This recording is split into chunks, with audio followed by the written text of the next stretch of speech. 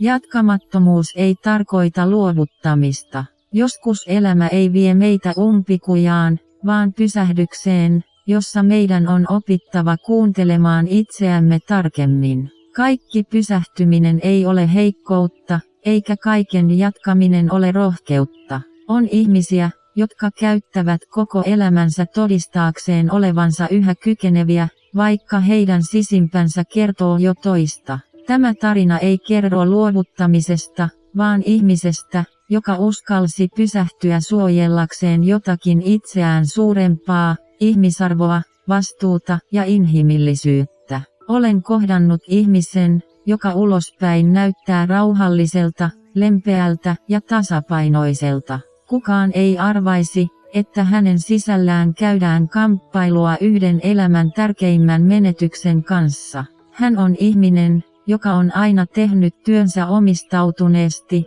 vastuullisesti ja sydämellä. Hänen tekemisensä on saanut arvostusta, kiitosta työtovereilta, ympärillä olevilta ihmisiltä sekä niiltä, jotka ovat saaneet hänen apuaan ja ohjaustaan. Työ ei ollut hänelle pelkkä velvollisuus. Se oli elämän merkitys. Syy herätä joka aamu ja antaa parastaan muille. Vaikka hän tiesi, että hänen kehonsa alkoi asettaa rajoja, ja että nuo rajat kasvoivat vähitellen. Hän ei koskaan luopunut arvoistaan, ei tavoitteistaan, eikä halustaan käyttää osaamistaan muiden hyväksi. Hän sanoi usein toivovansa, että hänen kykynsä säilyisivät ennallaan, sillä hänen arvonsa oli aina ollut hänen teoissaan ja työssään. Ajan myötä tuli kuitenkin hetki, jolloin kaikkea ei voinut enää pakottaa jatkumaan. Ei siksi, että mieli olisi ollut heikko,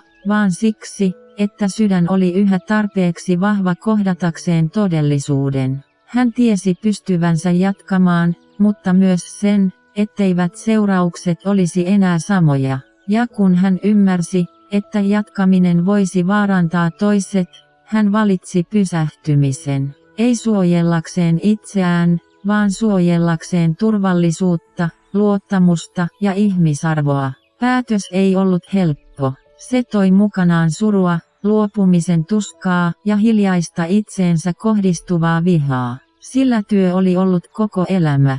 Se oli identiteetti, ylpeyden lähde ja osa sitä, kuka hän oli. Lopulta hän kuitenkin valitsi oikean tien jääräpäisyyden sijaan. Hän valitsi vastuun yhteiskunnan odotusten sijaan. Hän valitsi inhimillisyyden tarpeen sijaan todistaa yhä olevansa kykenevä. Ja juuri siinä valinnassa oli rohkeutta, hiljaista ja syvää. Jatkamattomuus ei ole luovuttamista. Se on itsensä kuuntelemista, kehon ja mielen kunnioittamista. Päätös olla vahingoittamatta ketään, ei edes itseään. Joskus pysähtyminen on korkein vastuun muoto, ja joskus sen hyväksyminen, ettei voi enää jatkaa entiseen tapaan, on tapa säilyttää se, mikä on ollut kaikkein tärkeintä, arvokkaana ja koskemattomana. Jos olet itse tienhaarassa, jatkaako vai pysähtyä, muista tämä. Itsensä kuunteleminen ei tee kenestäkään heikkoa. Se tekee ihmisestä rehellisen elämälle.